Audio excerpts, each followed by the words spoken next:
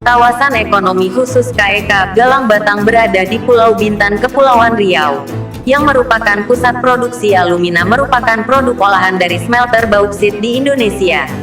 Alumina ini merupakan bahan baku yang bisa diolah lagi menjadi aluminium. Aluminium ini memiliki manfaat dan nilai tambah besar. Bisa digunakan untuk bahan baku bangunan dan konstruksi, peralatan mesin, transportasi, kelistrikan, kemasan, barang tahan lama, dan lainnya. Lokasi KEK Galang Batang mempunyai akses langsung dengan Selat Malaka dan Laut China Selatan. KEK Galang Batang diusulkan oleh Badan Usaha PT GB KEK Industri Park dan ditetapkan melalui Peraturan Pemerintah Nomor 42 Tahun 2017 di bawah Presiden Jokowi. KEK Galang Batang akan dikembangkan sebagai sentra industri pengolahan mineral hasil tambang, bauksit, dan produk turunannya baik dari refineri maupun dari proses smelter. KEK Galang Batang mampu menyerap tenaga kerja sebesar 23.200 orang, tersebar untuk industri pengolahan refineri sebesar 350 orang, industri pengolahan smelter sebesar 260 orang, dan jasa dermaga serta pelabuhan yang berpotensi menciptakan kegiatan ikutan multiplier efek di kawasan tersebut.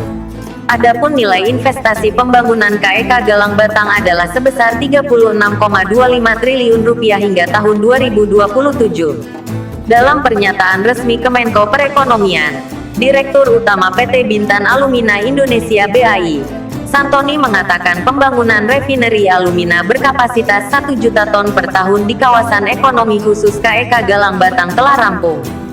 Bahkan, pabrik pengolahan bauksit menjadi alumina dengan kadar 98% tersebut sudah selesai masa uji coba produksi commissioning. PT Bintan Alumina Indonesia (BAI) adalah badan usaha pembangun dan pengelola KEK Galang Batang di Bintan, Provinsi Kepulauan Riau. BAI melakukan ekspor perdana pada Juli tahun 2021. Sebanyak 25.000 ton bubuk alumina dikapalkan ke Malaysia melalui pelabuhan KEK Galang Batang.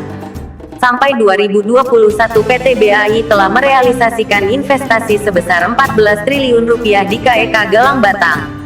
Tenaga kerja yang sudah terserap sekitar 4.000 orang. Investasi itu digunakan untuk membangun refineri alumina kapasitas 1 juta ton per tahun, pembangkit listrik tenaga uap PLTU, water reservoir, pelabuhan, coal gas plant, dan pembangunan kawasan. Surga investasi dalam laporan BKPM, produksi bauksit Indonesia dapat mencapai 40 juta ton dalam setahun. Nilai bauksit akan bertambah sekitar 5-13 kali jika diolah menjadi aluminium.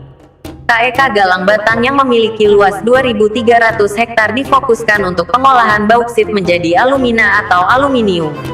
Nilai investasi industri pengolahan bauksit diperkirakan mencapai Rp36,25 triliun pada tahun 2027. Selain itu, industri ini akan membuka lapangan pekerjaan bagi 23.200 orang.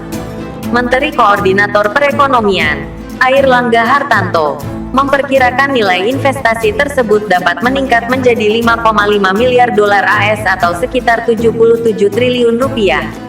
Hingga akhir tahun 2020, KEK Galang Batang dinilai sebagai realisasi investasi terbesar, dengan nilai sekitar Rp11 triliun, dan berhasil menyerap tenaga kerja sebanyak 3.500 orang. KEK Galang Batang didukung para ahli dari Tiongkok. Perusahaan smelter tersebut telah mendirikan sebuah pembangkit listrik tenaga uap PLTU.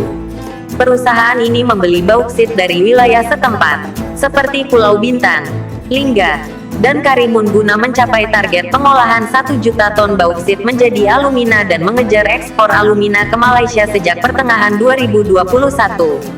Hingga saat ini, perusahaan tersebut terus meningkatkan kapasitas produksi aluminiumnya. Selain untuk pengolahan bauksit, KEK Galang Batang berpotensi menjadi kawasan industri tekstil.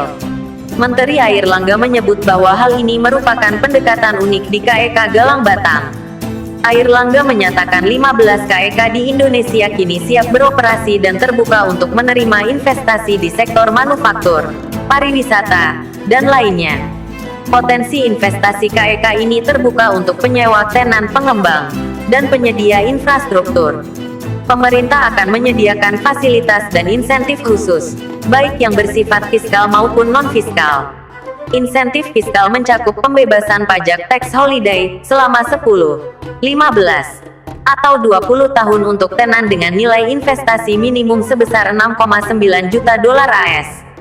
Pemerintah juga akan memberikan pengurangan pajak tax allowance kepada tiap industri, serta pembebasan pajak pertambahan nilai (PPN) dan pajak barang mewah atas penyerahan dan pelayanan barang kena pajak. Insentif non-fiskal meliputi peniadaan kewajiban ekspor.